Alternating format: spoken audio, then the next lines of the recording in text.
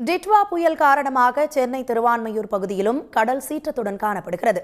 இது தொடர்பான தகவல்களை செய்தியாளர் குணசேகரனிடம் கேட்கலாம். குணசேகரன், விவரம்.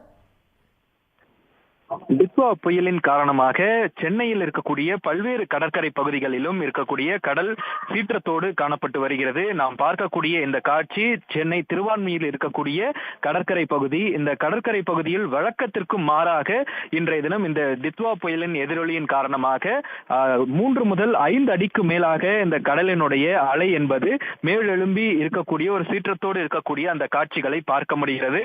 அதோடு அங்கு பலத்த காற்றுடன் கூடிய ஒரு கடல் சீற்றமாக இருப்பதன் காரணமாக அந்த திருவான்மியூர் மற்றும் அதனை சுற்றி இருக்கக்கூடிய இந்த கடற்கரை பகுதிகளில் மீனவர்கள் மீன்பிடிக்க கடலுக்கு இன்று செல்லவில்லை.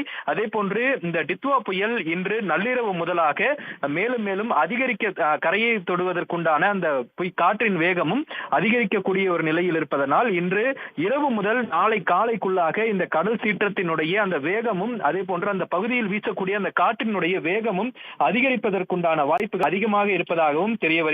அதிலும் குறிப்பாக இந்த டிட்வா புயல் சென்னையில் தெற்கே 330 கிலோமீட்டர் தொலைவில் நிலை கொண்டிருப்பதன் காரணமாகவும் அடுத்த ஒரு சில மணி நேரங்களில் இந்த டிட்வா புயலினுடைய நகரும் தன்மை என்பது வேகமாக இருப்பதன் காரணமாக இந்த சென்னை மற்றும் சென்னை சுற்றி இருக்கக்கூடிய அந்த பகுதிகளில் இருக்கும் கடற்கரை பகுதிகளிலும் கடல் கொந்தளிப்பு என்பது மேலும் அதிகரிக்கும் எனவும் வானிலை மையம் தெரிவித்திருக்கிறது. இதன் காரணமாக மறு அறிவிப்பு வரும் வரை இந்த திருவான்மியூர் மற்றும் சென்னை சுற்றி இருக்கக்கூடிய பல்வேறு கடற்கரை பகுதிகளில் இருக்கும் மீனவர்கள் தங்களது படகுகளை பத்திரமான இடங்களில் வைக்க வேண்டும் எனவும் மீனவர்கள் கடலுக்கு செல்ல வேண்டாம் எனவும் தெரிவிக்கப்பட்டிருக்கிறது.